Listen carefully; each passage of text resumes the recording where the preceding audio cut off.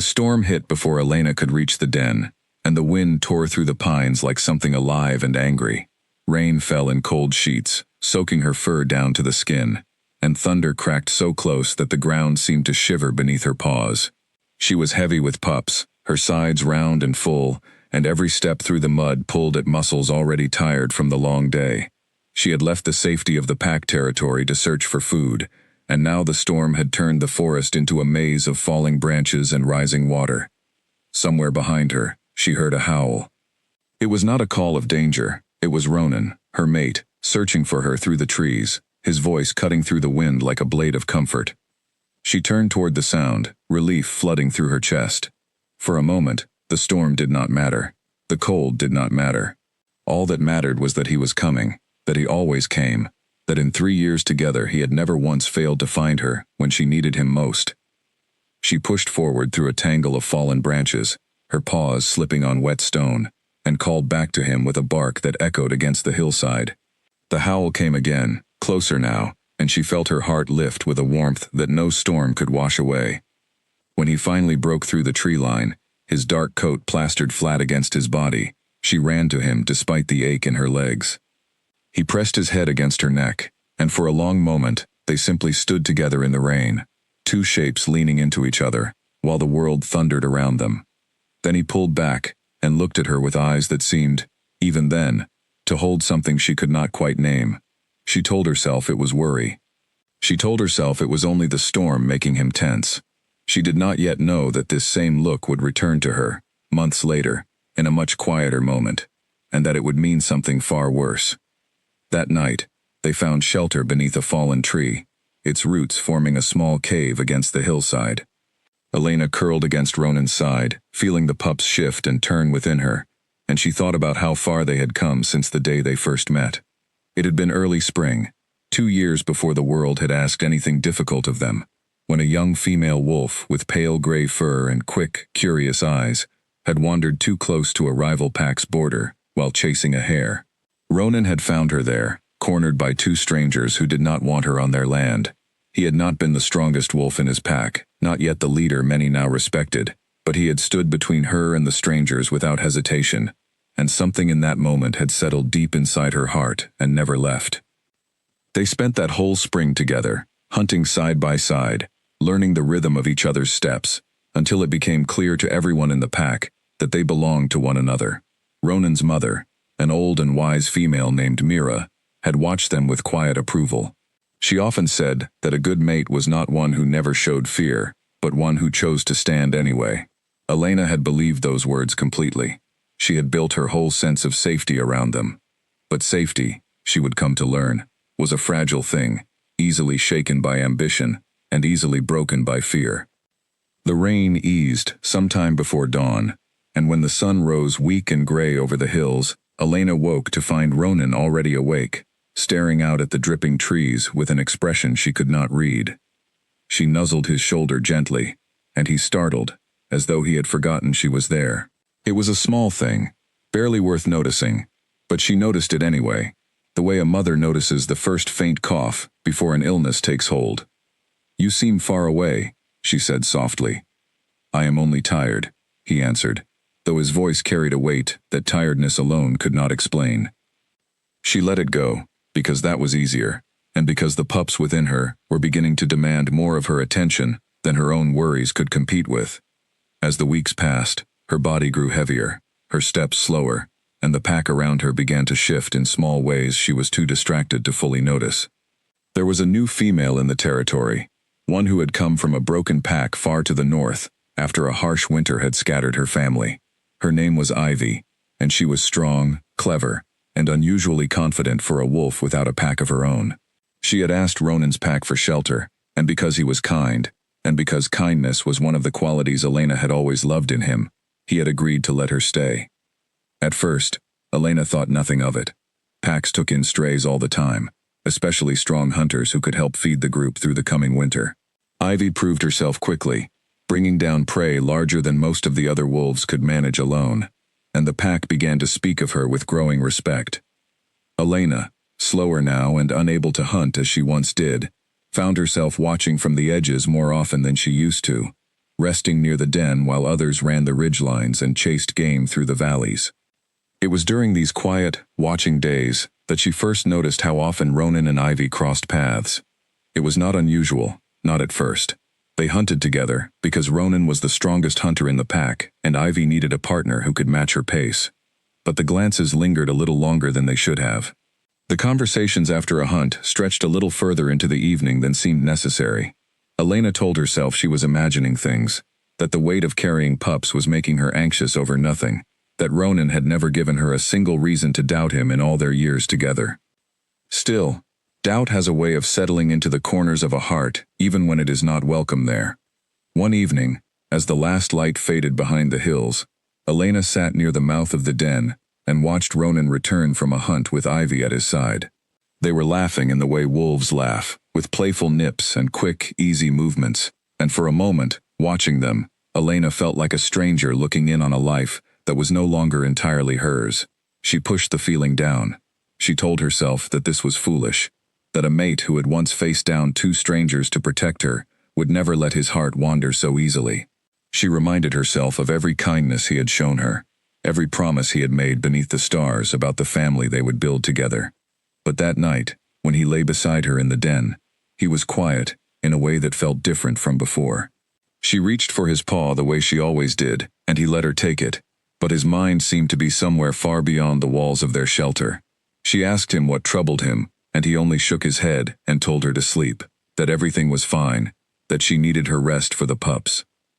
She wanted so badly to believe him. The weeks that followed brought early signs of the harsh winter to come. Prey grew scarce as the cold crept in sooner than expected, and tension rippled through the pack as hunters returned with less each day. Ronan, as the strongest among them, felt the pressure most sharply. He began spending longer hours away from the den, leading hunting parties deep into unfamiliar territory in search of food, often returning only after Elena had already fallen asleep from exhaustion. She understood, or tried to understand, that a pack needed to eat, that his duty as a leader came with burdens she could not fully share while she carried the pups. But understanding did not make the loneliness any easier to bear. Mira noticed the distance growing between her son and his mate before Elena was ready to admit it to herself. The old wolf came to sit with Elena one quiet afternoon, her gray muzzle marked with the wisdom of many winters survived.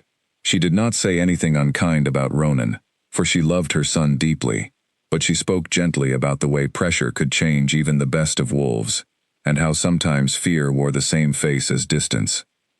Elena listened, grateful for the company, but she could not shake the growing sense that something was shifting beneath the surface of her life, something she could feel, but not yet see clearly.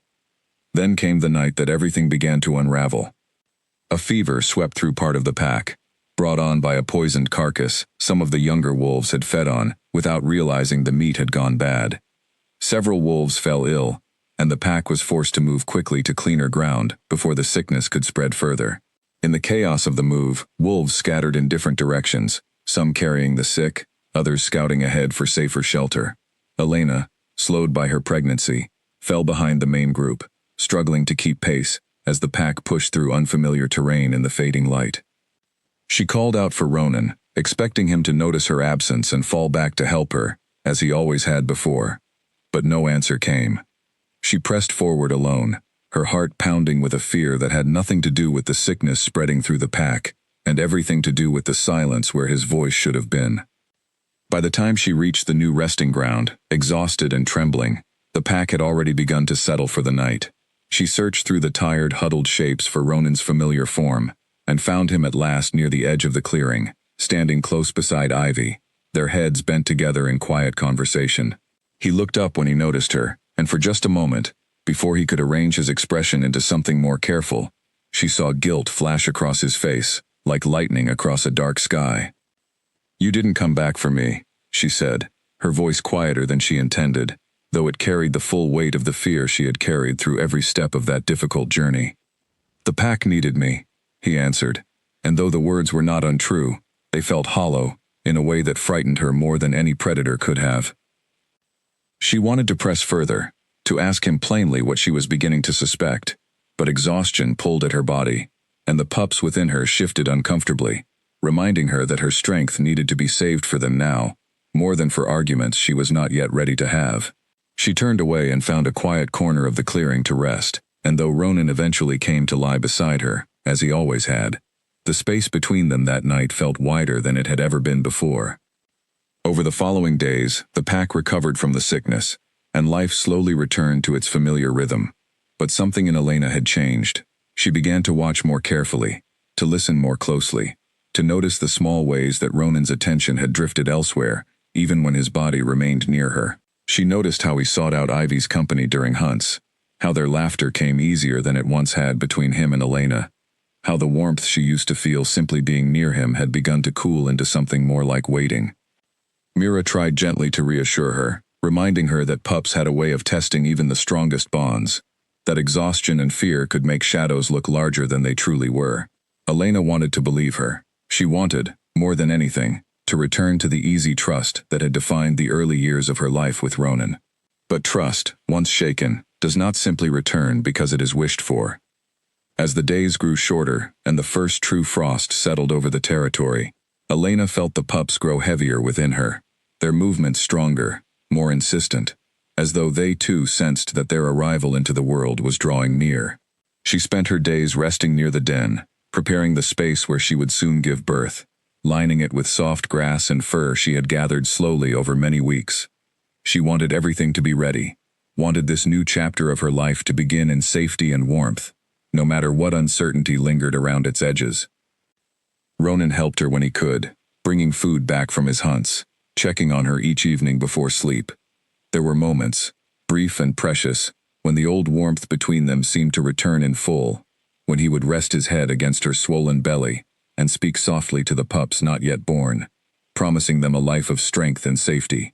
In those moments, Elena allowed herself to hope that whatever distance had grown between them was only a passing storm, the kind that every pack faced from time to time, and that it would pass just as the rain always eventually passed. Elena had one close friend in the pack besides Mira, a young female named Nora who had grown up alongside her and who understood her moods without needing many words explained. Nora had a sharp mind and an even sharper sense of humor, and she often teased Elena about how heavy she had become, though always with warmth rather than cruelty. It was Nora who first said, plainly and without softening the truth, what Elena had been too afraid to say aloud. "You watch him differently now," Nora said one afternoon, as the two of them rested near a sunlit outcrop of rock overlooking the valley. "You used to watch him like he was the only wolf in the world. Now you watch him like you are waiting for him to leave it." Elena wanted to argue, but the words caught in her throat, because she knew Nora was right. She admitted, quietly, that she had begun to feel like an outsider in her own life, that the pack she had once felt so completely a part of now seemed to be shifting its center of gravity, somewhere she could not follow. Nora listened without judgment, and when Elena finished speaking, she simply pressed her head against Elena's shoulder in a gesture of quiet support. "Ronan loves you," Nora said. "I have seen it too many times to doubt it.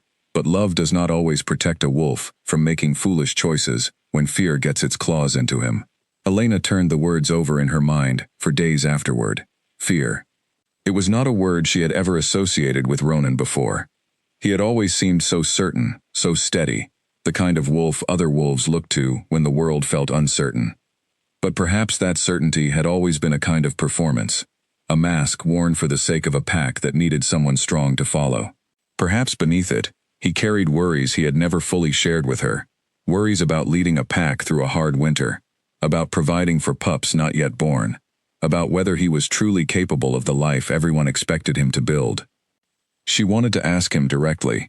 She wanted to sit with him one quiet evening and lay every fear she carried out into the open between them, the way they used to when they were younger and less burdened by responsibility. But each time she gathered the courage, something interrupted.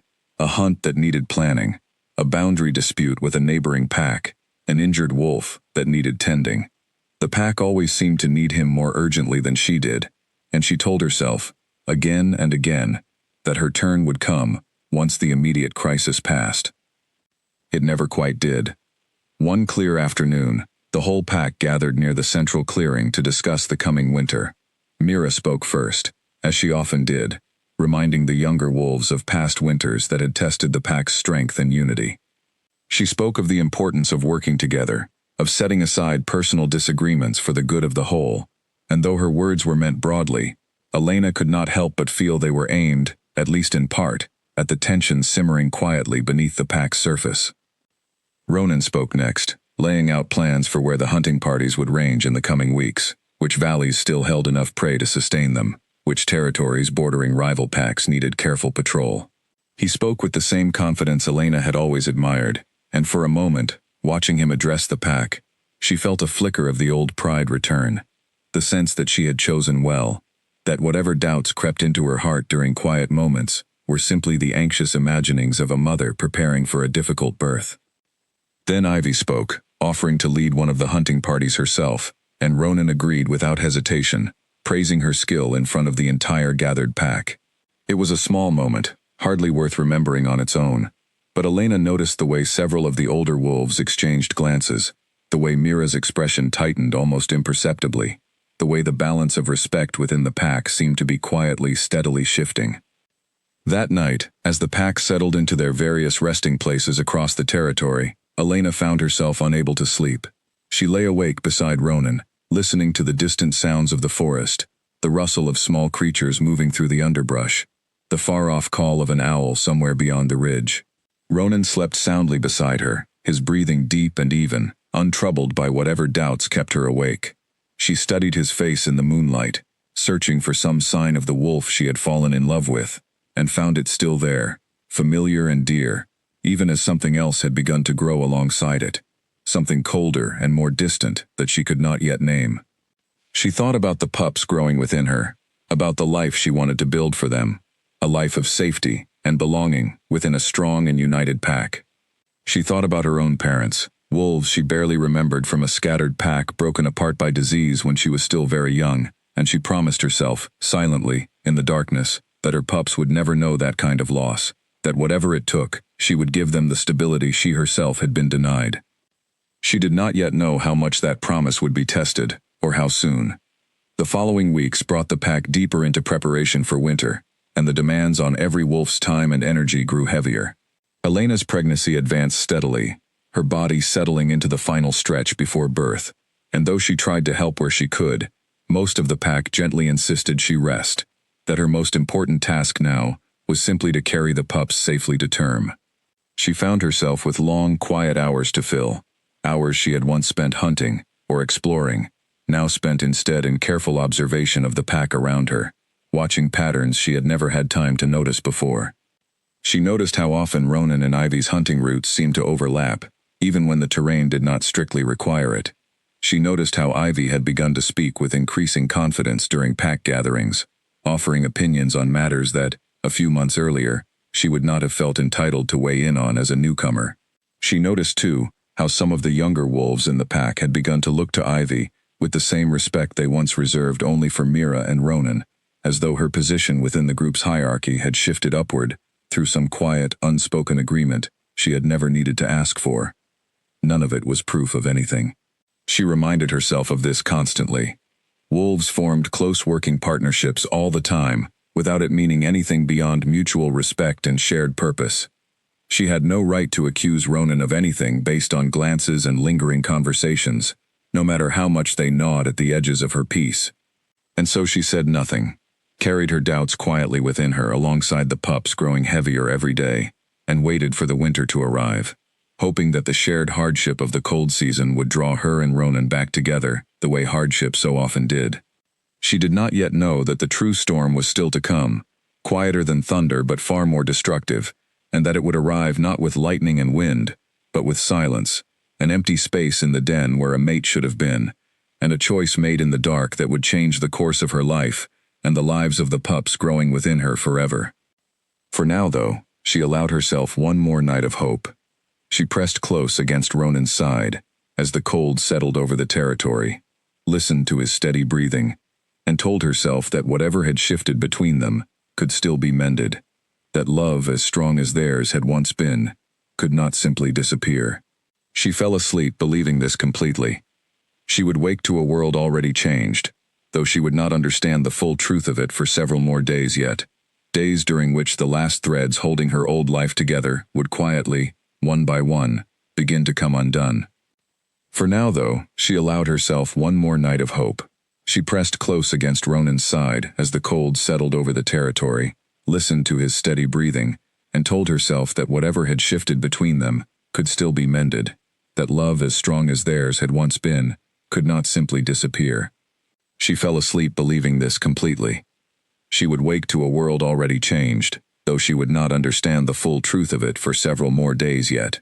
Days during which the last threads holding her old life together would quietly, one by one, begin to come undone. Winter arrived early that year, harder and colder than anyone in the pack had predicted, and with it came a scarcity of prey that pushed every wolf to the edge of their strength. Hunting parties returned from long, exhausting chases, with barely enough to feed the group, and hunger settled over the territory like a second layer of frost. Elena, now in the final stretch of her pregnancy, could do little to help gather food, and she felt the quiet weight of guilt settle over her each time she watched other wolves return thin and tired, while she rested near the den, unable to contribute. Ronan led the hunting parties nearly every day, pushing himself and the pack further into unfamiliar territory, in search of game that had grown scarce closer to home. He returned each evening more exhausted than the last, his ribs beginning to show faintly beneath his winter coat, his eyes carrying a heaviness that went beyond simple tiredness. Elena tried to comfort him when she could, but he had grown quieter in recent weeks, less willing to share the burdens weighing on him, more inclined to retreat into silence than to lean on her the way he once had. It was during this hard stretch of winter that a new threat emerged from beyond the pack's borders. A neighboring pack, larger and better fed after claiming richer hunting grounds to the east, began pushing into territory that had long belonged to Ronan's family. Skirmishes broke out along the boundary lines, brief but tense confrontations that left several wolves injured and the whole pack on edge. Ronan found himself stretched thin, forced to balance the demands of feeding his hungry pack against the growing need to defend its borders from a stronger rival. It was Ivy who stepped forward most readily to help shoulder this new burden. She had grown up in a pack that faced constant territorial conflict, and she carried knowledge of defensive strategy that few others in Ronan's pack possessed. She organized patrols along the vulnerable stretches of border, trained younger wolves in techniques for holding ground against larger opponents, and worked alongside Ronan late into each night, planning how best to protect what remained of their hunting grounds.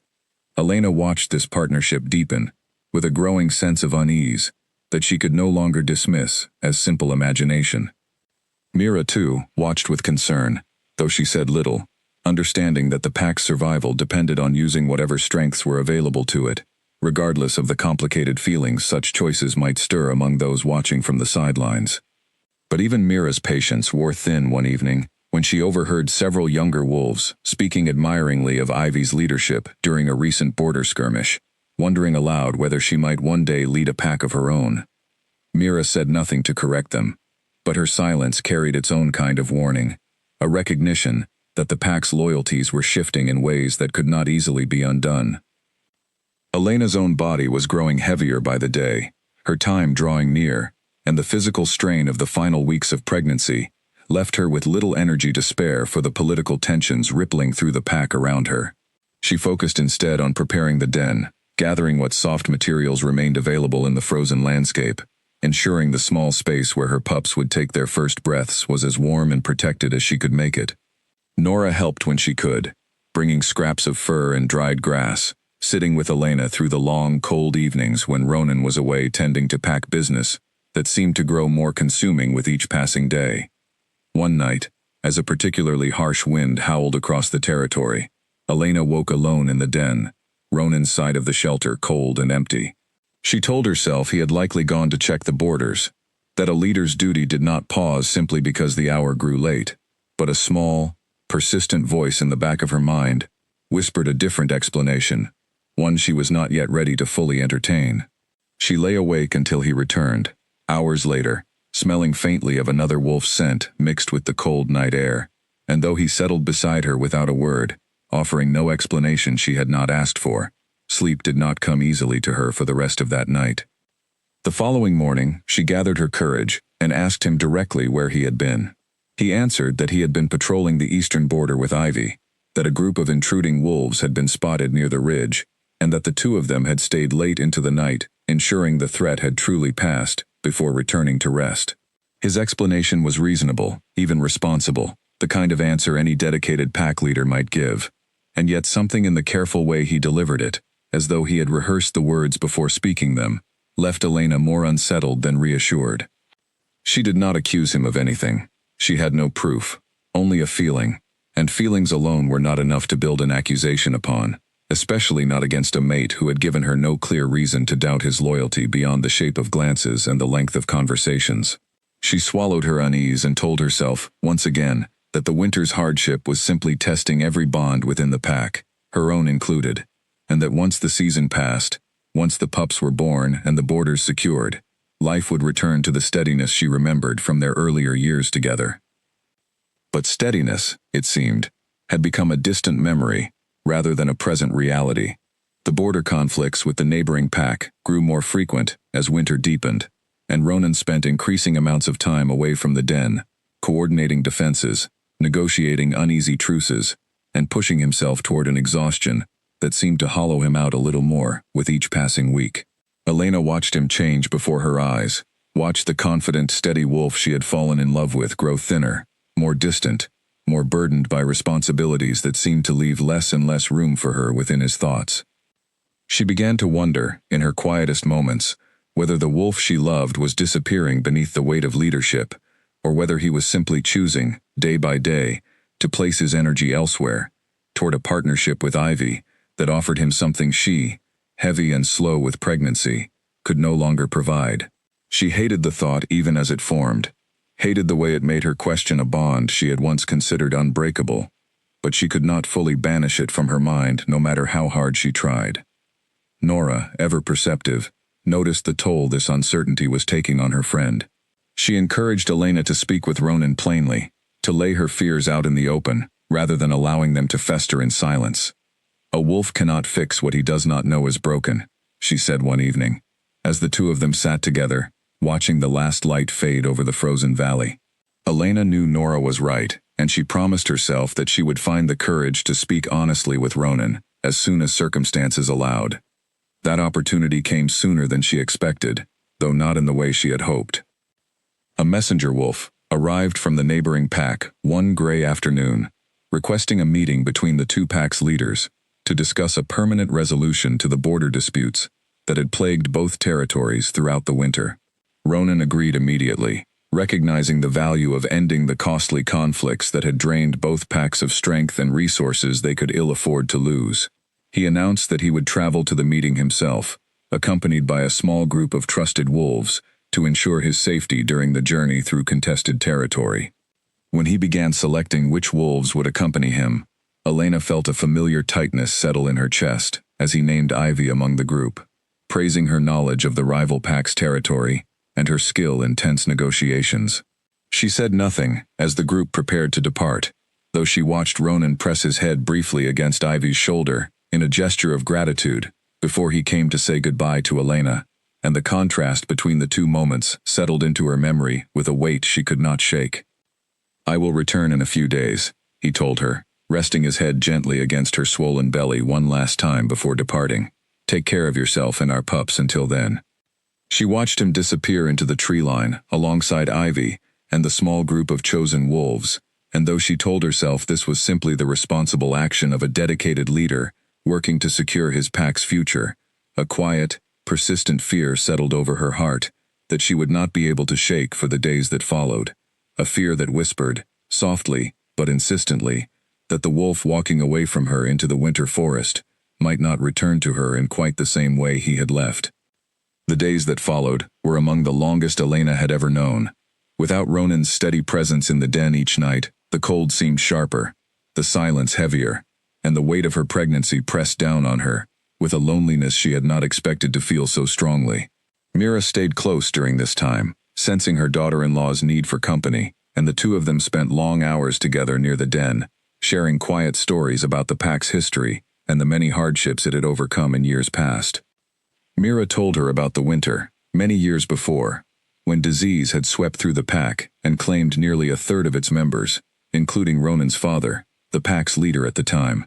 She spoke of how she had carried the weight of leadership herself in the difficult months that followed, guiding a grieving, frightened pack, through a season of loss, until Ronan, still young but already showing signs of the steady strength that would define him, grew old enough to take up the mantle his father had left behind. "Every leader carries fear," Mira said, her voice low and thoughtful. "The good ones simply learn to carry it quietly, so the pack does not have to carry it with them." Elena found comfort in these stories, though they did little to fully ease the anxious knot that had settled in her chest since Ronan's departure. She occupied herself as best she could, helping where her limited strength allowed, checking and rechecking the den to ensure it remained warm and secure against the deepening cold. Nora visited often, bringing news of the pack's daily struggles and small moments of levity that helped lighten the heavy atmosphere that had settled over the territory in Ronan's absence. On the third night, a disturbance near the den's outer edge sent a jolt of fear through the resting pack. A pair of unfamiliar wolves, likely scouts from a different rival group probing the weakened territory while its leader was away, crept close enough to the den to be caught by the sharp ears of the wolves standing watch. A brief, tense standoff followed, with several of the pack's remaining strong hunters driving the intruders back across the border before any real harm could be done. Elena, woken by the commotion, lay frozen with fear in the darkness of the den, one paw instinctively curled protectively around her swollen belly, until Nora arrived to reassure her that the danger had passed. The incident left the whole pack shaken, a stark reminder of how vulnerable they had become without their strongest defenders present.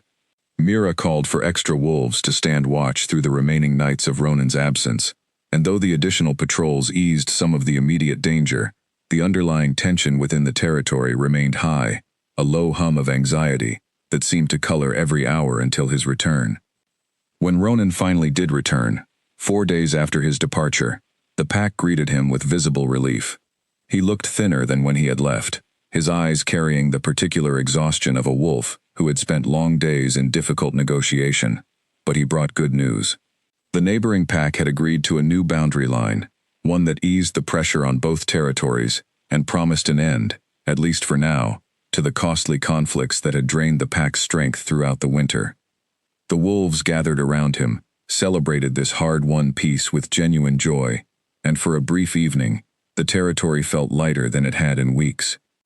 Elena, too, felt a wave of relief at his safe return, and she pressed close against him that night, with a tenderness that reminded her, however briefly, of the easy affection they had once shared without complication. He seemed grateful for her warmth, holding her close through the cold night, and for a few precious hours, the doubts that had gathered in her heart over recent weeks quieted into something almost like peace. But peace, she was beginning to learn, rarely lasted long in a life built on uncertainty.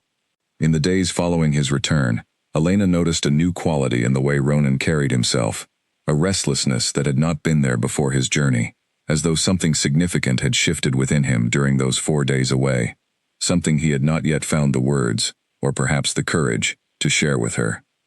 She asked him gently what troubled him, and he offered only vague reassurances about the burdens of leadership, the exhaustion of negotiation, the natural weariness that came with the deep of winter.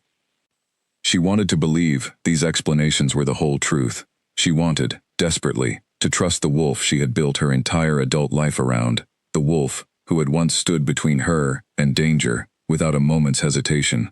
But as the days passed and her time to give birth drew ever nearer, she found herself watching him with a wariness she had never known before, searching his every word and gesture for signs of a truth he seemed determined to keep hidden from her, a truth that she feared, with a growing certainty she could not fully explain, would change everything she thought she understood about the life they had built together. The truth arrived on a night when the first true blizzard of the season buried the territory beneath deep drifts of snow.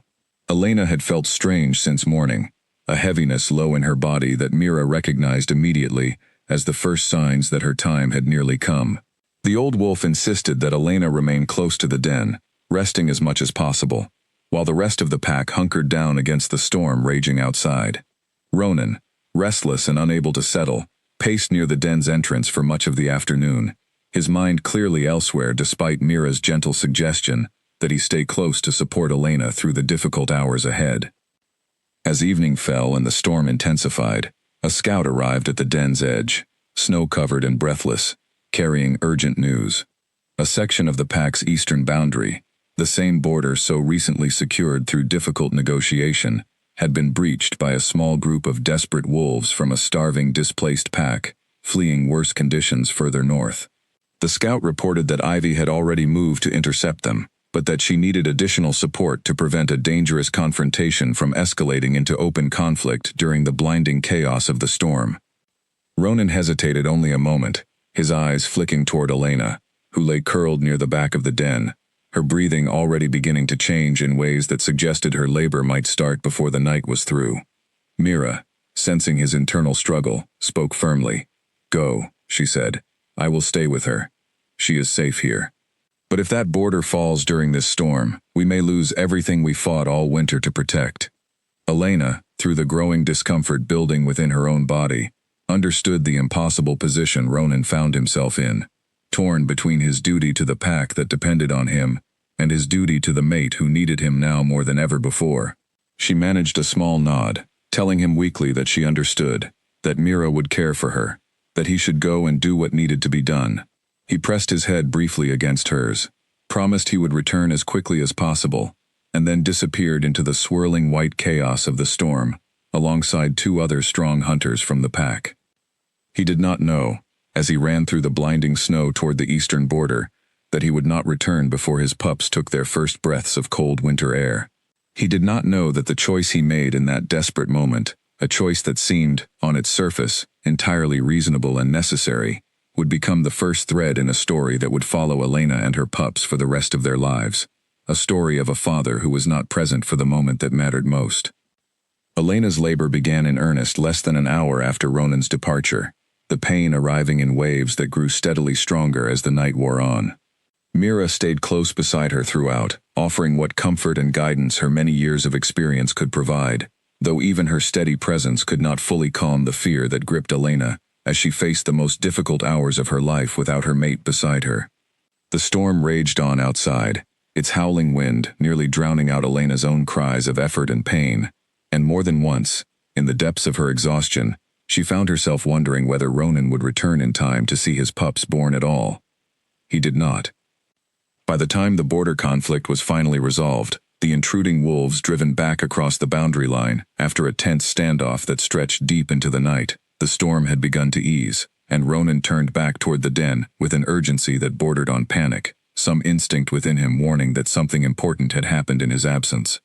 He arrived just before dawn, snow still clinging to his exhausted frame, to find Mira waiting near the den's entrance with an expression he could not immediately read. Inside, curled against the warmth of the den's inner wall, Elena lay with two small, wriggling shapes pressed close against her side, their eyes still closed, their bodies impossibly small against the vast winter world they had just entered. She looked up when Ronan entered, exhaustion and something more complicated than exhaustion written across her face, and for a long, silent moment, neither of them spoke. "They came early," Mira said quietly, when the silence stretched too long to bear. "A boy and a girl, both strong." Ronan approached slowly, almost hesitantly, and lowered his head to look closely at the two pups for the first time.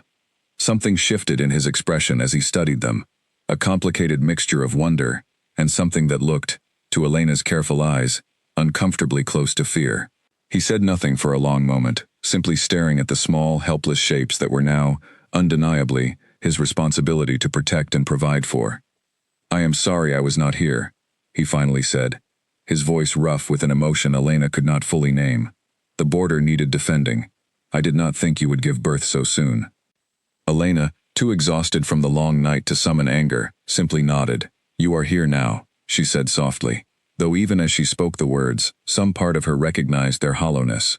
He was here now, yes, but he had not been here when it mattered most, and no amount of presence after the fact could fully erase the loneliness of those hours spent laboring without him. In the days that followed, Ronan seemed to make a genuine effort to be present for his new family, spending hours beside Elena and the pups, watching them, with an expression of careful wonder, as they began to grow stronger with each passing day. He helped Elena rebuild her strength, bringing her food from what little the pack could still gather during the harsh remainder of winter, and for a brief, fragile period, it seemed as though the difficulties of recent months might finally begin to ease. But beneath this surface effort, Elena sensed a growing restlessness in him that she could not fully explain. He seemed uncomfortable around the pups in a way that went beyond simple inexperience with newborns, watching them sometimes with an expression that looked almost like dread, rather than the joy she had expected a new father to feel. When she asked him about it, he brushed the question aside, insisting he was simply adjusting to the enormous new responsibility that had entered his life, that all new fathers likely felt some version of the overwhelm currently weighing on him. She wanted to believe this explanation, the way she had wanted to believe so many explanations before it. But a quiet, persistent instinct within her, sharpened perhaps by the long months of watching him drift steadily further from her, even as she prepared to bring new life into the world, warned her that something deeper troubled him, something he had not yet found the courage or the willingness to share. She would not have to wait much longer to learn the truth. Nearly 2 weeks after the pup's birth, when Elena had regained enough strength to move confidently around the den, and the twins had grown strong enough to nurse eagerly and squirm with increasing energy against her side, Ronan asked her to walk with him a short distance from the den, saying he wished to speak with her privately about something important. Mira offered to watch the pups, and though a flicker of unease passed through Elena at the seriousness in Ronan's voice, she agreed, curious, and cautiously hopeful that he might finally be ready to share whatever burden had been weighing on him since the night of their birth. They walked together to a quiet clearing not far from the den, the late winter sun casting pale light through the bare branches overhead. Ronan seemed to struggle for words as they walked, and Elena's initial hope began to curdle into a familiar, creeping dread as the silence between them stretched longer than felt comfortable. "I have to tell you something," he finally said, stopping and turning to face her fully. "And I need you to understand that this is not a decision I am making lightly." Elena felt her heart begin to pound, some instinctive part of her already anticipating, with painful clarity, the shape of what he was about to say. "What is it?" she asked, her voice steadier than she felt. "The pack Ivy came from," he began, choosing his words with visible care, "the one that was broken apart by the harsh winters up north. Some of its surviving members have reached out to her. They want to rebuild, and they have asked her to lead them. She has asked me to come with her, to help her establish a new territory, to build something from nothing alongside her." The words landed like a physical blow, though Elena had, on some level, already known what he was about to say before he finished speaking it. "And you are considering this," she said quietly, not quite a question. "I have already decided," Ronan admitted, and something in the flat certainty of his voice told her he had rehearsed this moment many times before finding the courage to speak it aloud. "I am sorry. I know this is not what you hope to hear, especially now, with the pups so young. But I have spent this whole winter feeling like I am failing everyone around me, failing the pack, failing you, failing our children, before they have even had the chance to know me properly. Ivy sees something different in me, a chance to build something new, to lead without the weight of everything I have already failed to hold together here." Elena stood frozen, the cold winter air suddenly feeling colder still, as though the world itself had shifted beneath her paws. "You are choosing to leave your pups," she said slowly, each word deliberate, as though saying them carefully might somehow make them less true. "You are choosing to leave me, alone, with 2 newborns, in the middle of winter, because you feel like you are failing." "It is not that simple," Ronan said, though even as he spoke, his own words seemed to falter under the weight of her accusation. "I will send word. I will make sure you and the pups are provided for. This is not abandonment, Elena. It is exactly that," she interrupted, her voice rising now, sharp with a pain that had been building for months and could no longer be contained. "There is no other word for a father who leaves his newborn pups to build a new life with another wolf. Say it plainly, Ronan. Do not hide behind talk of failure and new beginnings. You are choosing her. You are choosing to walk away from us." He did not deny it. That silence, more than anything he might have said, told Elena everything she needed to know about where his heart had truly settled over the long, difficult months of that winter. She felt something inside her break in that moment, not loudly, not violently, but quietly, the way ice cracks beneath weight it was never meant to bear, a fracture that would never fully heal no matter how much time passed. "When?" she asked, her voice now flat, drained of the anger that had briefly animated it, replaced by something far heavier and more exhausted. "Tomorrow," he said. "Ivy is gathering those who wish to join her at first light.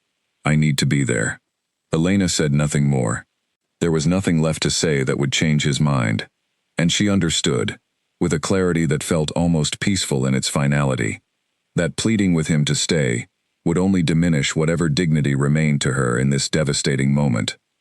She turned and walked back toward the den alone, leaving him standing in the clearing, and if he called after her, she did not turn back to hear it. That night was the longest of her life. She lay curled around her two sleeping pups, listening to their soft, even breathing, and allowed herself, finally, to grieve fully for the life she had believed she was building. The family she had trusted would remain whole. Mira came to sit with her for a time, having learned the news from Ronan himself, and though the old wolf's own heart clearly broke at her son's choice, she offered no excuses on his behalf, only quiet, steady comfort, and a promise that Elena and her pups would always have a place within the pack, regardless of what Ronan chose to do. "He is my son," Mira said softly, "and I love him still. But love does not require me to pretend he is making the right choice. What he is doing is a failure of courage, dressed up as a search for a better one." Elena appreciated the honesty more than she could express. She spent the remainder of the night simply watching her pups sleep, memorizing the small details of their faces, the soft weight of their tiny bodies against hers, promising herself silently that whatever came next, whatever hardships lay ahead, she would build for them a life of safety and love that no absent father could diminish. At dawn, she heard the sounds of departure from across the territory, the soft rustle of movement, hushed voices, the particular energy of wolves preparing for a long journey. She did not go to watch him leave. She could not bear to see it, could not bear to watch the wolf she had once trusted completely walk away from the family they had made together, choosing instead a different path, a different mate, a different life entirely. She stayed in the den with her pups, holding them close, and listened until the sounds of departure faded entirely into the ordinary quiet of the winter morning, leaving behind only the vast, echoing silence of everything that had been lost. The days that followed brought a strange, unsettled quiet to the pack. Several wolves had left with Ronan and Ivy, drawn by the promise of a fresh start or simple loyalty to the young leader they had come to admire, and their absence left the territory feeling emptier than the winter cold alone could account for. Those who remained looked to Mira for guidance, and though grief for her son's choice lingered plainly in her eyes, she rose to the responsibility, with the same steady strength that had carried the pack through hardship once before, many years earlier. Elena moved through those first days in a kind of numb, careful rhythm, focused entirely on the immediate needs of her pups. She nursed them, kept them warm against the lingering winter cold, and slept in short, watchful bursts that left her perpetually exhausted, but unwilling to lower her guard even for a moment. The pups, unaware of the upheaval surrounding their arrival into the world, grew steadily stronger with each passing day, their eyes finally opening to reveal a striking, unusual pale gold color that Mira remarked she had never quite seen before in any pup born to the pack. Word of Ronan's departure spread quickly beyond the immediate pack, as such news always did among wolves, whose survival depended on understanding the shifting alliances and vulnerabilities of their neighbors. Some wolves spoke of it with sympathy for Elena, recognizing the particular cruelty of a mate abandoning his family so soon after birth. Others, less kind, wondered aloud whether the pack, weakened by the loss of its strongest hunters and its leader in a single stroke, might now be vulnerable to challenge from ambitious rivals, eager to claim its territory for themselves. Mira moved quickly to reassure the remaining pack members that their strength had not left with Ronan, that the territory would be defended and the pack would endure this difficult transition as it had endured others before. She organized the remaining hunters into tighter, more efficient patrols, redistributed responsibilities among wolves who had never before been asked to lead, and worked tirelessly to project a confidence that Elena suspected she did not always fully feel herself, at least not in the quiet hours when the weight of her son's choice must have pressed most heavily upon her. For Elena, the hardest part of those early days was not the physical exhaustion, nor even the practical challenges of caring for two newborn pups without a mate to help provide and protect. The hardest part was the quiet, persistent ache of humiliation that settled into her chest each time she caught another wolf's sympathetic glance, each time she overheard hushed conversations that fell silent as she approached, each time she was forced to confront, again and again, the public reality of her private heartbreak. She had done nothing wrong. She had been a devoted, loving mate through every difficulty the winter had brought, and yet she found herself carrying a strange, unearned shame, as though Ronan's choice to leave somehow reflected some failure or inadequacy on her own part. Nora refused to let this shame take root too deeply. She visited often, bringing not only practical help, but a fierce, unwavering loyalty that reminded Elena, again and again, that she had done nothing to deserve what had happened to her. "He left because of something broken in him," Nora said firmly, one gray afternoon as she helped Elena reinforce the walls of the den against the lingering cold. "Not because of anything lacking in you. Do not let anyone, including your own mind, convince you otherwise." Elena clung to these words in her hardest moments, repeating them to herself during the long, sleepless nights, when doubt crept in uninvited, when she found herself wondering whether she might have done something differently, said something sooner, noticed the warning signs earlier, and somehow changed the course of what had happened. She knew, on some rational level, that such thoughts served no useful purpose, that Ronan's choices had been entirely his own to make, shaped by fears and desires that had little to do with anything she could have controlled. But grief rarely listened to reason, and she allowed herself, in private, the space to feel whatever she needed to feel, even as she presented a steadier face to the pups who depended on her. As the days stretched into weeks, a new resolve began to take shape within her, quietly at first, then with growing strength. She would not simply survive this loss. She would build, from the wreckage of her old life, something new and strong for her pups. A foundation sturdy enough that they would never feel the absence of a father as a wound that defined them, but only as a simple fact of their history, one small part of a much larger story of resilience and love. She did not yet know how difficult that path would prove to be, nor did she know the extraordinary truth that would eventually reveal itself about the two small pups sleeping so peacefully against her side. But she knew, with a certainty that steadied her through even the darkest of those early nights, that she would face whatever came next, with everything she had left to give. The winter had taken much from her already. She was determined it would not take her strength as well. Spring came slowly that year, the frozen ground thawing in reluctant stages, and with its arrival, came the first real test of Elena's resolve to build a life for her pups on her own strength alone. The pack's resources remained stretched thin after the losses of winter, and though Mira and the remaining wolves did what they could to support her, Elena understood that she could not rely indefinitely on others to provide for her family. If she wanted her pups to grow strong, she would need to relearn how to hunt, how to protect, how to survive as a mother without a mate at her side. The twins, now several weeks old, had grown steadily stronger, their small bodies filling out with healthy weight, their pale gold eyes bright with the curious energy typical of young pups beginning to explore the world beyond their den. Elena had named them during a quiet evening alone, watching them tumble over each other in a patch of weak spring sunlight. The male pup, slightly larger and bolder than his sister, she named Finn, for the quickness and determination he already showed even in his earliest movements. The female pup, smaller but with a watchful intensity in her eyes that reminded Elena of herself, she named Clara. Leaving them for even short periods to hunt filled Elena with a particular kind of anxiety she had never experienced before motherhood. She arranged for Nora or Mira to watch over them during her hunting trips whenever possible, but there were days when both were occupied with other pack duties, and she was forced to leave the pups alone in the den, hidden as carefully as she could manage, while she ventured out in search of food.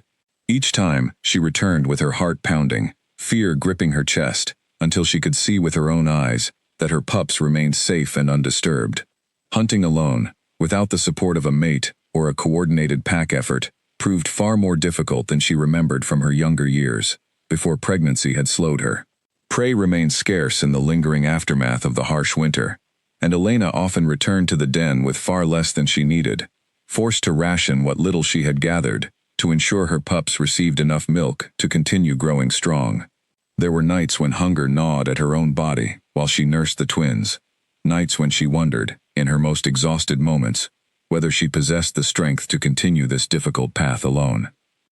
It was during one such difficult hunt, deep in unfamiliar territory beyond the pack's usual boundaries, that Elena first encountered Gareth, an old solitary wolf who had lived alone at the edge of the forest for many years, having lost his own pack to a territorial conflict long before Elena had ever joined Ronan's family.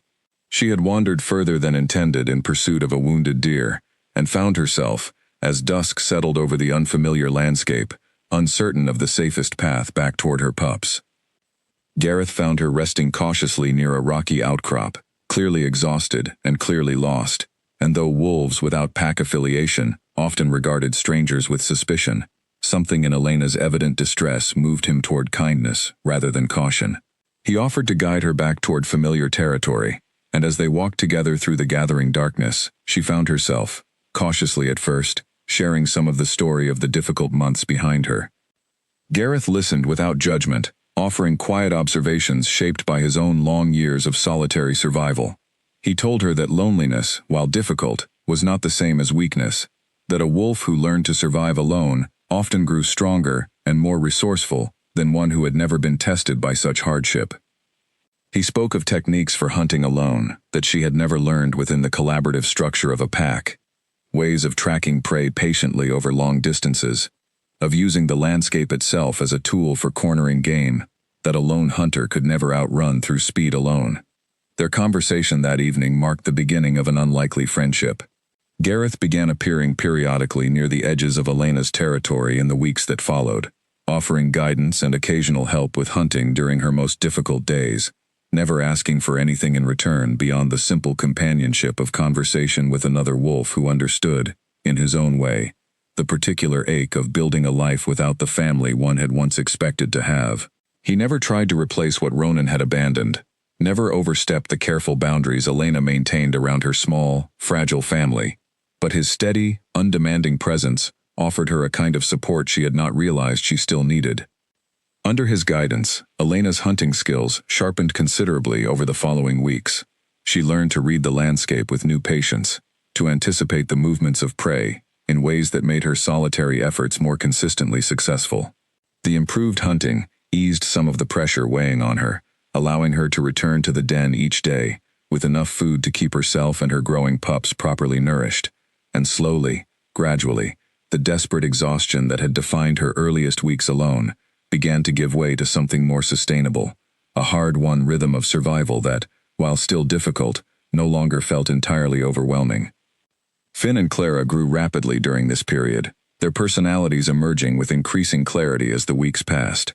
Finn proved bold and adventurous, often testing the boundaries of the den's safe perimeter despite Elena's careful watchfulness, while Clara showed a quieter, more observant nature, content to watch the world around her with careful attention before engaging with it directly. Elena found deep, unexpected joy in watching these small personalities take shape, a joy that helped balance the lingering grief and exhaustion that still shadowed much of her daily life.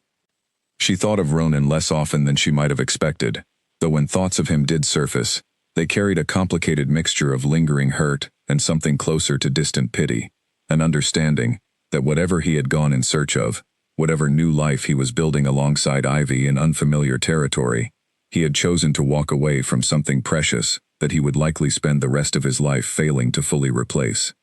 She did not wish him harm. She simply found herself, increasingly, too occupied with the demands and small joys of her own life to spare much energy for a wolf who had made clear, through his actions, that he did not consider her and their pups worth the difficulty of staying. As spring deepened toward summer, Elena began to notice small, curious details about her pups that set them apart from other young wolves she had observed within the pack over the years. Their pale gold eyes, unusual from birth, seemed to hold a depth and awareness beyond what she typically expected from pups their age. Finn's growth, in particular, had progressed at a pace that seemed remarkable even to Mira's experienced eye, his size already beginning to rival pups nearly twice his age. Clara, though smaller, showed an unusual sharpness in her instincts, reacting to distant sounds and subtle changes in the wind, with an alertness that unsettled even Elena at times. She mentioned these observations to Mira one quiet evening, uncertain whether she was simply seeing exceptional qualities in her own children, out of a mother's natural pride, or whether something more significant might explain the unusual traits her pups continued to display as they grew. Mira, studying the twins carefully, as they wrestled playfully near the den's entrance, grew unusually thoughtful, her expression carrying a weight that Elena had not seen since the difficult days surrounding Ronan's departure. "There are old stories," Mira said slowly, choosing her words with evident care. About certain bloodlines among the wolves, families said to carry traits passed down from ancient packs of great strength and standing. I had not thought much of such stories in many years, but watching your pups grow, I find myself wondering whether there might be more truth to those old tales than I once believed. Elena did not fully understand what Mira meant, not yet, but the old wolf's words settled into her mind and refused to leave. A small seed of curiosity and uncertainty that would, in the months ahead, grow into something far larger than either of them could have anticipated on that quiet spring evening. That curiosity was tested sooner than either of them expected, on an afternoon when Elena had left the pups resting in the den under Nora's watchful care, while she ventured out with Gareth to track a herd of deer that had recently moved into the region. The hunt proved successful, and the two of them made their way back toward the territory with meat enough to last several days, only to be met partway by Nora, running toward them with unmistakable panic in her eyes. A large, unfamiliar predator, a mountain cat far bigger than any the pack had encountered in recent memory, had wandered dangerously close to the den while Elena was away. Nora had managed to drive it back with the help of two other wolves, who happened to be nearby, but not before it had circled close enough to the entrance to leave the whole pack shaken by how near disaster had come. Elena's heart seized with terror as she sprinted the remaining distance to the den, Gareth close behind her, and she did not fully breathe again until she saw both pups safe within the den, frightened but entirely unharmed. She held them close that evening, long after they had settled into sleep, her heart still racing from the fear of what might have happened. Gareth, sensing her continued distress, offered quietly to help strengthen the defenses around her den, suggesting changes to the entrance that would make it harder for larger predators to approach unnoticed. Mira agreed the precautions were wise, and over the following days, several of the pack's wolves worked together to reinforce the area around Elena's den, a small but meaningful gesture of collective care that reminded her she was not, despite everything, entirely alone in this difficult task of raising her pups.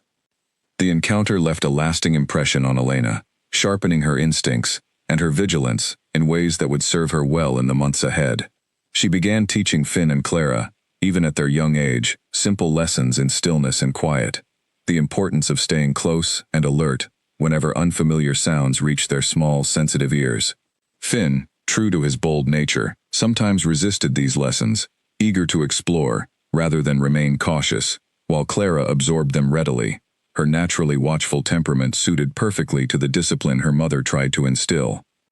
As summer settled fully over the territory, life found a steadier rhythm than Elena had believed possible in the raw, painful weeks following Ronan's departure. She had built, through sheer determination and the quiet support of those around her, a life that, while far from the one she had once imagined, offered her pups genuine safety and love. She still carried the ache of what had been lost, some nights more heavily than others, but she no longer felt defined entirely by that loss. She had become, in the months since Ronan walked away, a wolf of considerable strength and resourcefulness, a mother whose devotion to her pups had carried her through hardship she once would not have believed herself capable of surviving. She did not know, as she watched Finn and Clara grow stronger and more curious with each passing week, that the quiet observations Mira had begun making about their unusual traits would soon draw attention from far beyond the boundaries of their modest territory, attention that would set in motion events neither of them could yet fully imagine, events that would eventually reveal a truth about her pup's origins that even Elena, in her most hopeful imaginings, could never have anticipated. Mira's words about old bloodlines lingered in Elena's mind through the following weeks, returning to her thoughts at odd moments as she watched Finn and Clara grow. She had never paid much attention to the old stories wolves sometimes told around resting grounds during long winter nights, tales of ancient packs said to have descended from a line of unusually gifted leaders, wolves whose strength, wisdom, and instinct for command marked them as different from ordinary pack members from the moment of their birth. She had always considered such stories the kind of comforting myth every group of creatures told itself to make sense of an uncertain world, no more real than the shapes some wolves claimed to see in passing clouds. But as summer deepened, and the twins continued to develop at a pace that left even experienced pack members quietly astonished, Elena found herself less certain that these old stories were pure invention. Finn, though only a few months old, already moved with a coordination and confidence that older pups struggled to match. He had begun stalking small creatures with an instinctive precision that impressed even Gareth, who had spent decades observing the hunting development of young wolves across many different packs. Clara, meanwhile, had developed an almost unsettling ability to sense danger before it fully arrived, growing alert and watchful moments before approaching threats made themselves known to anyone else nearby. One warm afternoon, as Elena rested near the den watching her pups play in a patch of tall grass, a traveling wolf passed through the outer edges of the pack's territory. An older female making her way south in search of a new pack to join after her own had scattered during a harsh territorial dispute the previous winter. The traveler, whose name Elena learned was Petra, paused when her eyes fell upon Finn and Clara, her expression shifting from polite curiosity to something far more intense and focused. "Where did these pups come from?" Petra asked, approaching slowly, her attention fixed entirely on the twins' distinctive pale gold eyes. Elena, immediately protective, positioned herself carefully between the stranger and her pups, though something in Petra's tone suggested genuine wonder rather than any threatening intent. "They are mine," Elena answered carefully. "Born this past winter. Why do you ask?" Petra studied the pups a moment longer before answering, her voice carrying a note of something close to reverence. "I traveled, many years ago, through territory far to the west, where an old and powerful pack still speaks of a founding bloodline, marked by eyes exactly this color. They call it the mark of leadership, passed down through generations to pups destined for great strength and standing among their kind. I had thought such bloodlines had scattered and thinned generations ago. I did not expect to see the mark so clearly again in my lifetime." Elena felt a chill move through her that had nothing to do with the warm summer air. She pressed Petra for more details, and the traveling wolf shared what fragments of the old stories she remembered, tales of a distant, powerful pack, known simply among wolves, who still told such stories as the Highland Line, said to have produced generations of leaders, whose instinct and strength shaped the fate of every territory they touched. Petra admitted she did not know whether these stories held literal truth or had simply grown more elaborate through generations of retelling, but she insisted, with evident sincerity, that she had never before seen pups whose eyes matched the old descriptions so precisely. After Petra continued on her journey south, Elena carried this new information to Mira, who listened with an intensity that confirmed the old wolf had already begun to suspect something similar in her own private observations.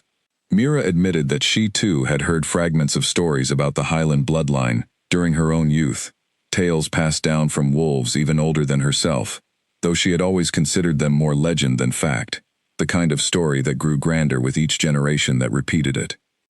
"If there is any truth to it," Mira said slowly, turning the possibility over with visible caution, "it would explain a great deal about your pup's unusual development. But such bloodlines, if they still exist at all, are said to be fiercely protected by the packs that carry them. If word spreads too widely that Finn and Clara might carry this mark, it could bring attention neither welcome nor safe, from wolves who might see the twins as a prize to be claimed, rather than children to be protected." Elena absorbed this warning with a growing unease that settled uncomfortably alongside her curiosity. She had spent the months since Ronan's departure focused entirely on the practical work of keeping her pups fed, warm, and safe from the ordinary dangers of the wild. The possibility that they might carry some rare, significant bloodline, one that could draw the attention of distant, powerful packs, introduced a new and unfamiliar category of danger, one she had never needed to consider before and did not fully know how to prepare for. She decided, after much thought, to keep the pups close to the den for the time being, limiting their exposure to travelers and strangers who might recognize the same unusual traits Petra had noticed so quickly. Mira agreed this was wise, though she cautioned that secrets, especially ones tied to bloodlines other packs might consider valuable, rarely remained hidden forever, particularly as the pups continued to grow and their exceptional qualities became increasingly difficult to disguise. Through the remaining weeks of summer, Elena watched her pups with a new layer of careful attention, torn between pride in their evident gifts and worry about what those gifts might eventually mean for their safety. Finn continued to display remarkable physical strength and coordination, often outpacing pups twice his age during the informal play sessions that took place near the den each evening. Clara's instinctive alertness sharpened further still, and more than once, her early warnings of approaching danger, whether a distant predator or an unfamiliar wolf passing near the territory's edge, gave the pack valuable extra moments to prepare before any real threat arrived. Gareth, too, began to notice the unusual pattern in the twins' development, though he approached the subject with characteristic caution rather than excitement. He reminded Elena that whatever bloodline her pups might carry, their survival still depended on the same fundamentals that mattered for any young wolf: patience, discipline, and careful teaching from those who loved them. He continued working with Finn and Clara as they grew old enough to begin learning basic hunting skills, careful never to push them faster than their still developing bodies could safely handle, regardless of how advanced their instincts sometimes seemed.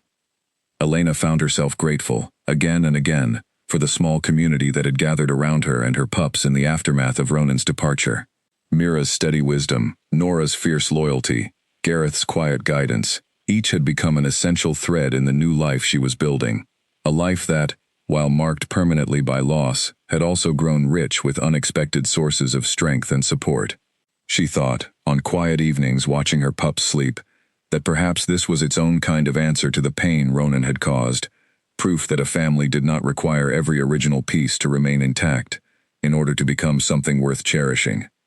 But even as this new life took shape, Elena could not fully shake the sense that the piece she had built remained fragile, vulnerable to forces beyond her control that had only just begun to stir.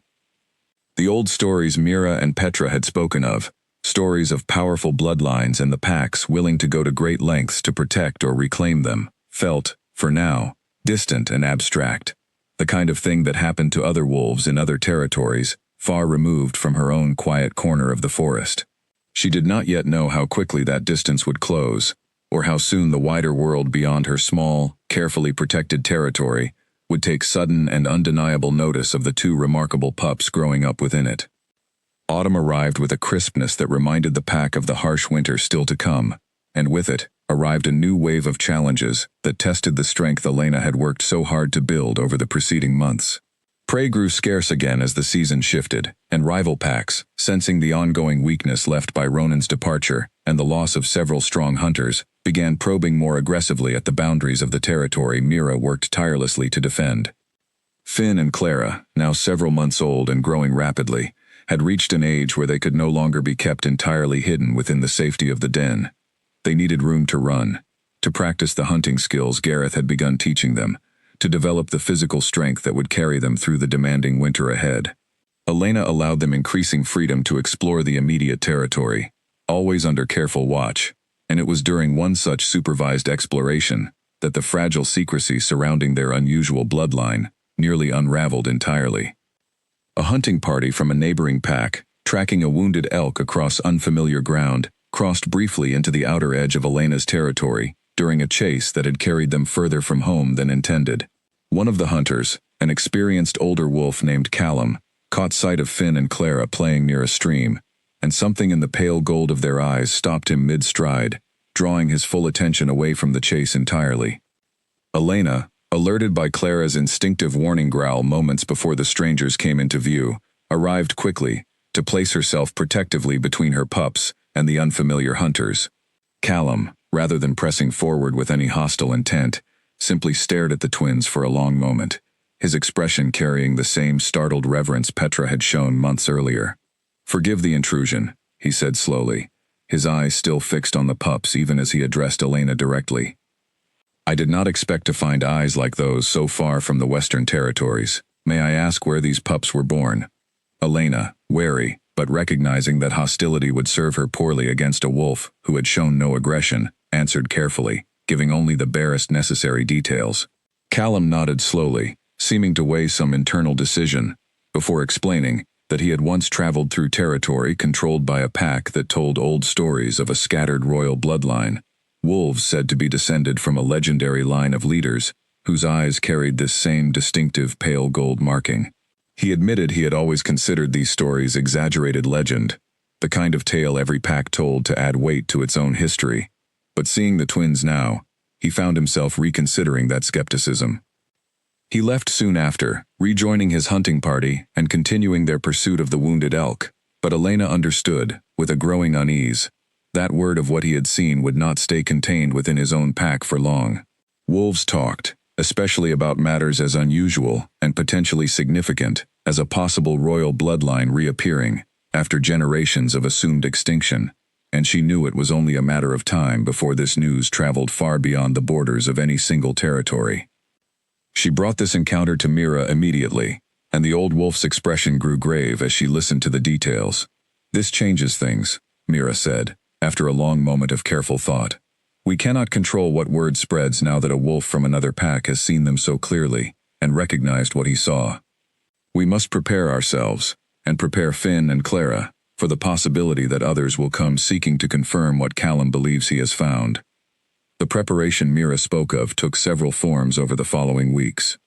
She began teaching Elena more of what she remembered from the old stories, details about the customs and expectations that surrounded bloodlines considered significant among the wider wolf community, so that Elena would not be caught entirely unprepared should representatives from a more powerful pack eventually arrive, seeking to investigate the twins' heritage. She also worked to strengthen the pack's defenses more broadly, recognizing that whatever attention the twins' bloodline might draw, some of it could prove less benevolent than Callum's simple reverent curiosity, particularly if rival packs saw an opportunity to claim powerful young wolves for their own purposes rather than allowing them to remain safely with their mother. Elena, meanwhile, found herself caught between competing emotions as the reality of her pup's unusual heritage grew increasingly difficult to deny. Part of her felt a fierce protective pride, a sense that whatever pain Ronan's abandonment had caused, her pups carried within them a strength and significance that no absent father could diminish or claim credit for. But another part of her felt a deepening fear, a recognition that this significance might bring exactly the kind of outside attention and danger she had worked so hard to shield her small family from, since the difficult winter of their birth. She spoke with Gareth about these fears one quiet evening, and the old wolf, drawing on his own long years of hard-won wisdom, offered a perspective that stayed with her through the uncertain weeks that followed. "Whatever bloodline your pups carry," he said, "it does not change who they are at their core, nor does it change what they need most from you. They need safety, they need patience, they need to be taught how to survive and how to be strong, the same as any pup, regardless of what old stories might claim about their heritage. Let others worry about legends and bloodlines. Your work remains simple, even if it does not always feel that way. Raise them well, the rest will unfold as it unfolds." Elena held on to these words as autumn deepened toward winter once more, the seasons circling back around toward the anniversary of her pup's birth and the painful departure that had preceded it. Finn and Clara continued to grow stronger and more capable with each passing week, their unusual gifts becoming increasingly apparent, even to pack members who had initially dismissed Mira's early observations as simple maternal pride. Whatever came next, whatever attention their bloodline might eventually draw from beyond the familiar boundaries of their small territory, Elena resolved to meet it with the same fierce determination that had carried her through every difficult season since the storm-filled night that had first tested the bond she once believed unbreakable. She did not know that within a matter of weeks, that resolve would be tested more directly than she had yet imagined, as word of two remarkable pale-eyed pups finally reached ears far more powerful and far more determined than any traveler or wandering hunter who had crossed her path thus far. The first snow of the new winter had barely settled over the territory when three unfamiliar wolves appeared at the edge of Elena's home ground, moving with a deliberate, formal bearing that immediately marked them as different from the ordinary travelers and hunting parties that occasionally passed through the region. They carried themselves with quiet authority, their coats a deep, striking silver, unlike any wolves Elena had encountered before, and at their center walked an older female whose bearing suggested significant standing within whatever pack she represented.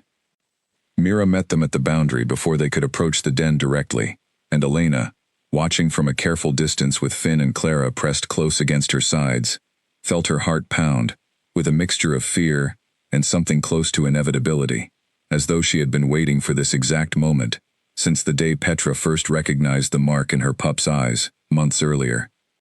The visiting wolves introduced themselves as representatives of the Highland Pack, the very bloodline Petra and Callum had both spoken of with such reverence, and their leader, an elder female named Celine, explained that word had reached their territory, of two pups born far to the east, carrying the distinctive pale gold eyes, long associated with their founding lineage. She had traveled a considerable distance, she explained, to determine whether these reports held truth, and if they did, to understand what that truth might mean for the pups, and for the ancient bloodline her own pack had worked for generations to preserve and protect. Mira, cautious but recognizing the futility of denying what had already drawn such determined attention, allowed Celine and her companions to approach close enough to observe the twins directly. Celine studied Finn and Clara with an intensity that made Elena's protective instincts flare sharply, though the elder wolf made no move that could be read as threatening, simply watching the pups with an expression of careful, measured wonder. "The mark is unmistakable," Celine finally said, straightening from her close examination. "I have seen it only twice before in my long life, both times in pups born directly within our own territory, descendants of the founding line our pack has protected for more generations than any of us can accurately count. To find it here, in pups born to a mother with no known connection to our bloodline, is unexpected and significant." Elena, finding her voice despite the anxiety twisting through her chest, asked the question that had been building within her since Celine's arrival. "What does this mean? Why does it matter so much where my pup's eyes came from?" Celine's expression grew thoughtful, and she explained, with evident care, the history her pack carried regarding this particular bloodline. "Generations ago," she said, "a powerful and unusually wise leader had founded the Highland Pack, establishing a legacy of careful, skilled leadership that had carried the pack through hardships that destroyed many of their rivals over the centuries that followed. This founder's descendants, marked always by the same distinctive pale gold eyes, had continued to guide the pack through subsequent generations, though as the family line grew more distant from its original founder, fewer pups carried the mark clearly, and those who did were considered especially significant, believed by many within the pack to carry not just the physical trait, but something of the founder's original wisdom and instinct for leadership as well. "Some generations ago," Celine continued, "a young member of our bloodline left the pack under circumstances I do not fully know, traveling east and eventually, it seems, establishing connections far beyond our usual territory. It is possible, though we cannot know with certainty after so much time has passed, that this ancestor's line eventually reached your mate's family, carried forward quietly through generations that may not have even realized what heritage they still held within them." Elena absorbed this explanation slowly, turning it over in her mind even as she kept careful, watchful attention on how her pups responded to the presence of these formal, authoritative strangers. Finn, ever bold, had begun cautiously approaching Celine despite Elena's instinct to pull him back, studying the elder wolf with a curious confidence that seemed, in that moment, remarkably suited to the significance Celine had just described. Clara remained closer to Elena's side, watchful and careful, though her attention, too, remained fixed intently on the visiting wolves. "What do you want from them?"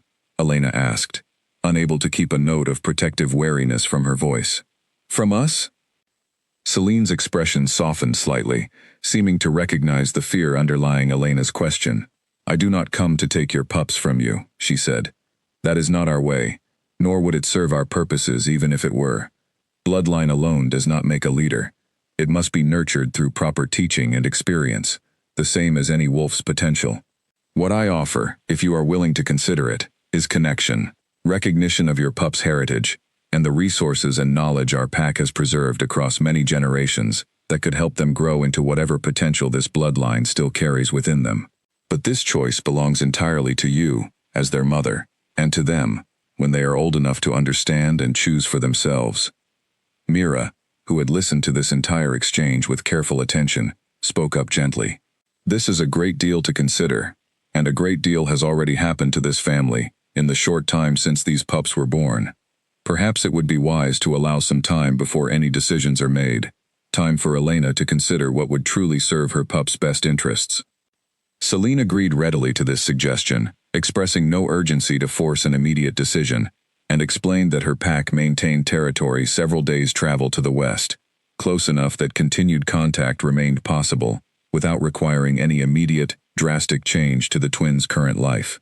She and her companions remained in the area for several more days, observing from a respectful distance, answering Elena's careful questions about the history and customs of the Highland Pack, before eventually departing with a promise to return, once Elena had time to fully consider what connection, if any, she wished to pursue on behalf of her remarkable pups.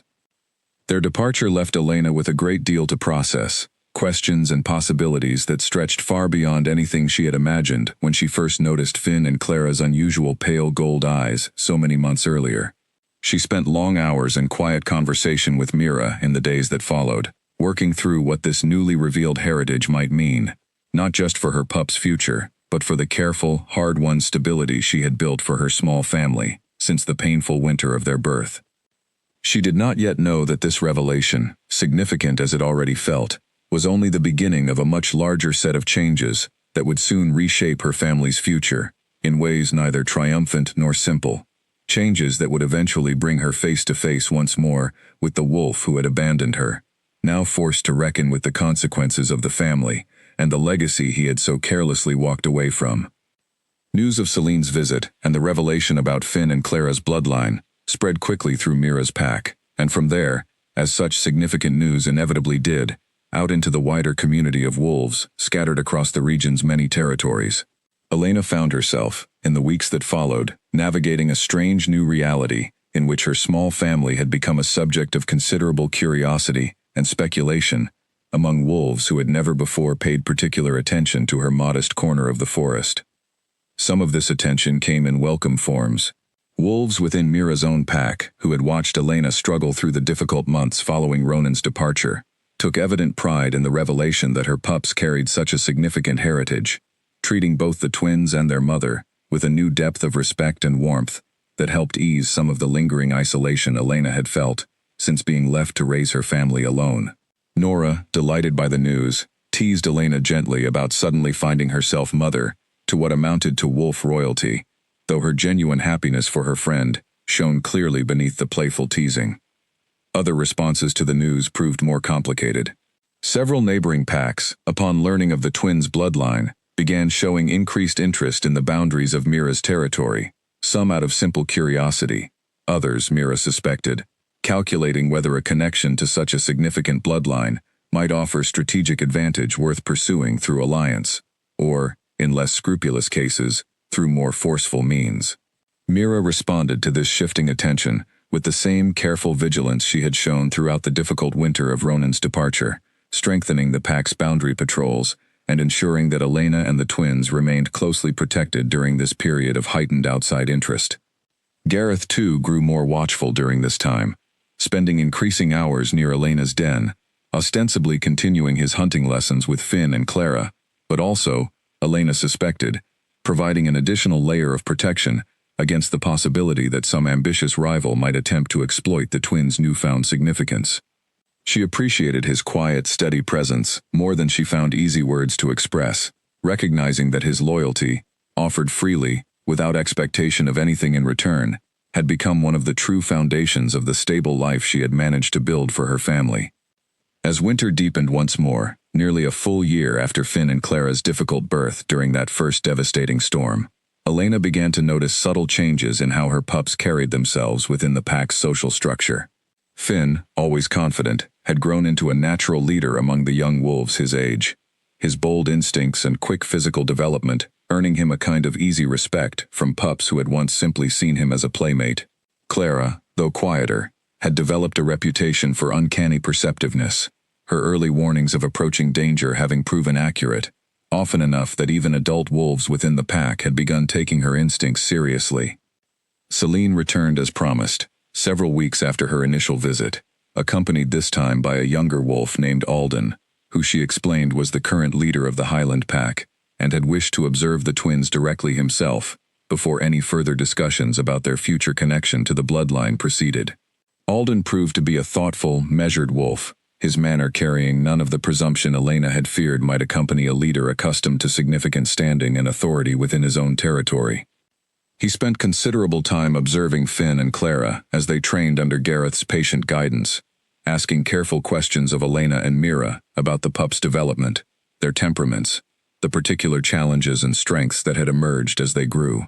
He spoke openly about the responsibilities that would eventually accompany their heritage should they choose, when old enough, to pursue a deeper connection with the Highland pack, responsibilities that included not just the privileges of respected standing, but genuine duties of leadership and protection, toward whatever pack they might one day help guide. I do not wish to pressure you, or your pups, toward any particular path, Alden told Elena during one lengthy conversation, as they watched Finn eagerly practice a stalking technique Gareth had recently demonstrated. The bloodline offers potential, not obligation. Many wolves who carry this mark choose lives entirely separate from formal connection to our pack, content to live according to their own instincts and circumstances, rather than the expectations some might place upon them because of their heritage. What matters most, in my experience, is that they grow into wolves of genuine character and strength, whatever path that character eventually leads them toward. Elena found herself increasingly at ease in Alden's presence as these conversations continued, appreciating his evident respect for her autonomy as the twins' mother, and his genuine interest in their well-being, beyond simple curiosity about their bloodline's continuation. Mira, too, grew to trust his intentions, noting privately to Elena that Alden's careful, patient manner reminded her of the kind of steady leadership she had once hoped Ronan might grow into himself, before fear and ambition had led him down a different, more selfish path entirely. As these new connections deepened, word eventually reached Elena, through Nora's careful gathering of information, from traveling wolves passing through the region, that Ronan's own new venture with Ivy had encountered significant difficulties in the months since his departure. The new territory they had attempted to establish had proven harder to defend than anticipated, prey scarcer than they had hoped, and internal tensions had begun fracturing the small group of followers who had joined them the previous winter. Elena received this news with a complicated mixture of emotions, unable to summon the satisfaction such news might once have offered her in her earliest, most hurt moments, but equally unable to fully release the lingering ache of everything his choices had cost her family. She did not yet know how soon these two threads of her life, the growing recognition of her pup's remarkable heritage, and the quiet unraveling of the life Ronan had chosen, instead of remaining with his family, would converge once more, forcing a reckoning neither she nor Ronan had fully anticipated when he walked away from her during that difficult winter storm nearly a year earlier. Ronan returned to the territory on a cold, clear morning, nearly 1 year to the day after he had walked away from Elena and his newborn pups during the height of that devastating winter storm. He arrived alone, his once strong frame visibly thinner, his coat dull and rough, in ways that spoke clearly of the hardships he had endured since choosing to leave. Word of his approach reached Mira before he crossed fully into the territory, and she met him at the boundary with an expression that carried none of the warmth a mother might typically show a returning son, only careful, guarded assessment. "You have some courage, returning here," Mira said, her voice steady but cold. "After everything you chose to leave behind." Ronan lowered his head, unable to fully meet his mother's eyes. "I know I have no right to ask for welcome," he said quietly. "I only wish to see them, Elena, and the pups. I have heard what has happened, about the bloodline, about everything they have become in the time since I left. I need to see it for myself, and I need to try to make right what I broke, if that is even possible now." Mira studied her son for a long moment, before finally agreeing, with clear reluctance, to allow him passage into the territory, though she made plain that whatever reception he received from Elena would be entirely her own choice, free from any pressure Mira might otherwise have felt inclined to apply on behalf of her son. She led him toward the den, and word of his arrival spread quickly ahead of them, reaching Elena moments before he came into view. She felt her heart seize with a complicated rush of emotion as she watched him approach, memories of the wolf she had once loved so completely colliding painfully with the fresh wounds of everything his absence had cost her and their pups over the difficult year that had passed. Finn and Clara, now nearly full-grown, sensed their mother's tension immediately and moved instinctively to flank her sides, Finn's posture carrying an unmistakable protective challenge despite his young age. Clara, watching the approaching stranger, with the same sharp, careful assessment she brought to any unfamiliar situation. Ronan stopped several paces away, seemingly overwhelmed by the sight of the pups he had never truly known, now grown into strong, capable young wolves, whose pale gold eyes marked them clearly as something far beyond what he had imagined when he chose to walk away during their first weeks of life. "They are beautiful," he said softly, something like genuine wonder, mixing with evident grief in his voice. "I am sorry, Elena. I do not expect you to forgive me. I only wanted you to know that I understand now, fully, the magnitude of what I gave up. Elena studied him carefully before responding, drawing on the strength she had built through a full year of surviving and thriving without him. "Why are you truly here, Ronan?" she asked, her voice steady, despite the storm of feeling churning beneath the surface. "Is it grief for what you lost, or has word of their bloodline reached you as well, and you have come, now that they carry value you did not see in them before?" The question landed with visible force, and Ronan flinched, unable to fully deny the truth buried within her accusation. "I will not pretend the timing is coincidence," he admitted after a long, difficult pause. "Word of their heritage reached even the distant territory where Ivy and I settled.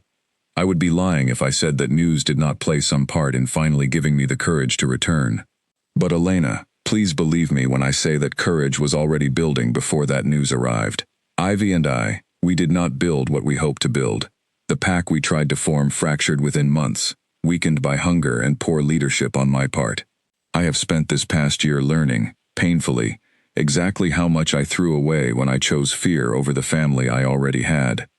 Elena listened to this confession with a complicated mixture of vindication and continued hurt, neither emotion fully overshadowing the other. She had spent months building a life of genuine strength and stability without him, and she found, standing there facing the wolf who had once meant everything to her, that she no longer needed his validation or his return to feel whole. But she also recognized, watching Finn and Clara's cautious curiosity about this stranger who claimed to be their father, that some decisions about Ronan's place in their lives, however complicated, might not belong entirely to her alone. "You abandoned us when we needed you most," she said finally, each word deliberate and unflinching. "That choice caused real harm, harm that cannot simply be erased by an apology, however sincere it might be. I have built a life for these pups that does not require you, Ronan. Whatever role you hope to play now, you will have to earn it slowly, through actions rather than words, and you will have to accept that I, and eventually they, may decide that role should remain a small one, or none at all." Ronan accepted this difficult truth with visible humility, offering no argument against the fairness of her position. He explained that he did not expect immediate forgiveness or restored trust, only the chance, however limited, to begin demonstrating through consistent action that he understood the depth of his failure, and wished, if she and the pups allowed it, to slowly rebuild some form of relationship with the family he had once so carelessly left behind. Mira, watching this difficult exchange from a careful distance, felt her own complicated mixture of hope and lingering anger toward her son. Hope that he had genuinely learned from the painful consequences of his choices. Anger that it had taken such significant loss and difficulty to teach him lessons he should have understood from the very beginning of his responsibilities as a mate and father. She said little during the exchange, recognizing that this reckoning belonged primarily to Elena and Ronan to navigate, though she remained close, ready to offer support to whichever direction Elena ultimately chose. In the days that followed Ronan's return, Elena allowed him limited, carefully supervised contact with Finn and Clara, watching closely as the pups navigated their own complicated feelings about this father who had been absent for the entirety of their young lives. Finn approached the situation with cautious curiosity, testing Ronan with pointed questions about where he had been and why he had left, questions Ronan answered with as much honesty and humility as he could manage. Clara remained more guarded, watching her father with the same careful assessment she brought to any potential threat, though even she gradually began to soften, if only slightly, as Ronan's consistent, patient presence over subsequent days demonstrated at least some sincere effort toward change. Elena did not rush toward full forgiveness, nor did she pretend the past year's pain simply dissolved in the face of Ronan's return and apparent regret. But she allowed, cautiously, for the possibility that her pups might benefit from some limited relationship with their father, provided he continued to demonstrate genuine commitment, rather than the fleeting, self-serving attention that had characterized his earlier failures. Whatever role Ronan might eventually earn in their lives, Elena understood clearly that it would remain secondary to the life and legacy she herself had built for Finn and Clara, through a full year of determined, independent strength, a foundation no returning father, however remorseful, could claim credit for constructing. As the following spring unfolded, warming the territory after another difficult winter survived, Finn and Clara reached the age at which young wolves typically began seriously considering their paths into full adulthood. Alden returned once more, this time with a formal invitation from the Highland Pack, offering the twins the opportunity to travel west and spend time within the territory their bloodline had originated from, to learn directly from the pack that had preserved their family's legacy across so many generations, and to decide for themselves, with full understanding of what such a heritage meant, whether they wished to pursue a deeper connection to that ancient lineage.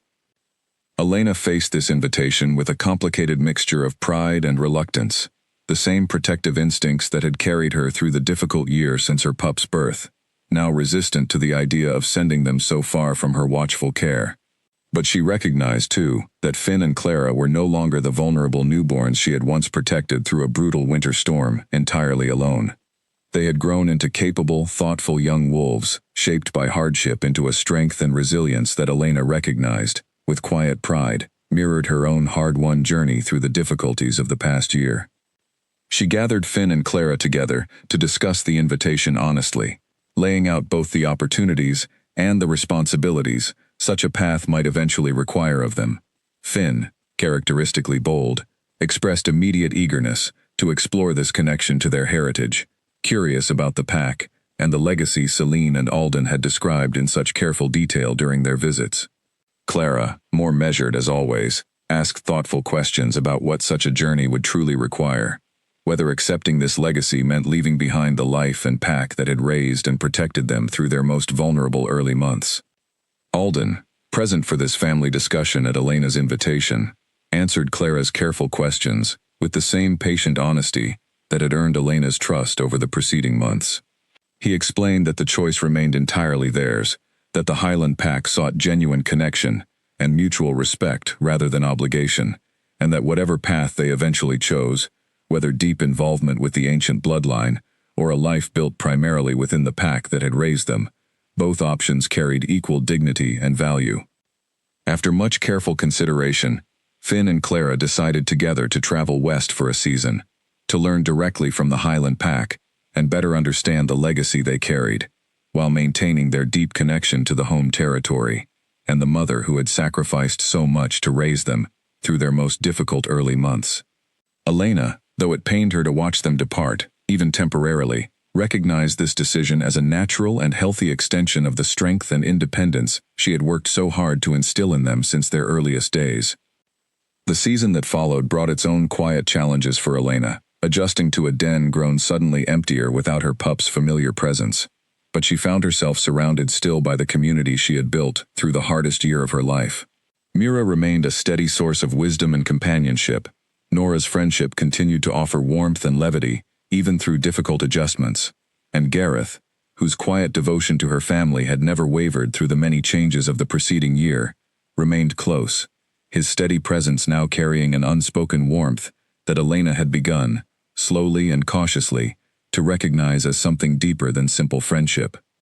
Ronan, for his part, continued his slow, patient effort to rebuild some measure of trust with the family he had once abandoned, though he accepted without complaint the secondary role Elena had established for him, understanding fully that whatever relationship he eventually earned with Finn and Clara would remain permanently shaped by the choices he had made during their most vulnerable early months. He returned periodically throughout that season, offering what support he could to Elena during the twins' absence, and though old wounds never fully vanished between them, a fragile, cautious peace gradually took root where bitter hurt had once dominated entirely. When Finn and Clara finally returned from their season with the Highland Pack, they arrived transformed in subtle but meaningful ways, carrying themselves with a new confidence and depth of understanding about the legacy they had inherited. Finn had grown into a natural leader during his time west, his bold instincts refined through careful training into genuine capability, while Clara had discovered within herself a talent for the kind of thoughtful, strategic guidance that the Highland Pack valued deeply in its most trusted leaders. Both pups, now nearly grown wolves in their own right, expressed a desire to maintain strong connections to both the ancient bloodline that had shaped their heritage and the home territory where their mother's fierce, unwavering love had shaped everything essential about who they had become. Elena watched her pups settle back into the familiar rhythms of home with a deep, quiet satisfaction that no hardship of the preceding year could diminish. She thought back, in a rare quiet moment, to that terrifying storm nearly 2 years earlier, to the fear and heartbreak of watching Ronan disappear into the winter wilderness, to the long, exhausting months of building an entirely new life through sheer determination and the support of those who had chosen, unlike Ronan, to stand steadily beside her through every difficulty. She had feared, in her darkest moments during that first devastating winter, that abandonment might define her family's story forever.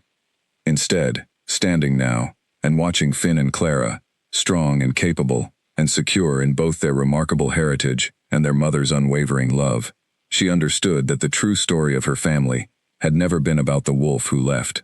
It had been about everything she built afterward, the strength she discovered within herself, the community that rallied around her when she needed it most, and the extraordinary children she had raised into wolves, capable of carrying forward a legacy far greater than the pain of their earliest beginning. Whatever royal blood ran through Finn and Clara's veins, Elena knew that the truest inheritance she had given them was not a bloodline at all, but the unshakable knowledge that they were loved, valued, and capable of building a good life, regardless of what difficulties the world placed before them. As the sun set that evening over the territory that had witnessed both her greatest heartbreak and her hardest-won triumph, Elena settled beside Gareth, watching Finn and Clara share stories of their season away with Mira and Nora, the whole gathered family bathed in the warm, golden light of a hard-earned peace. Whatever challenges still lay ahead, she faced them now, not as the abandoned mate she had once been, but as a mother, a leader, and a survivor who had transformed devastating loss into a legacy of strength that would carry her family forward for generations still to come.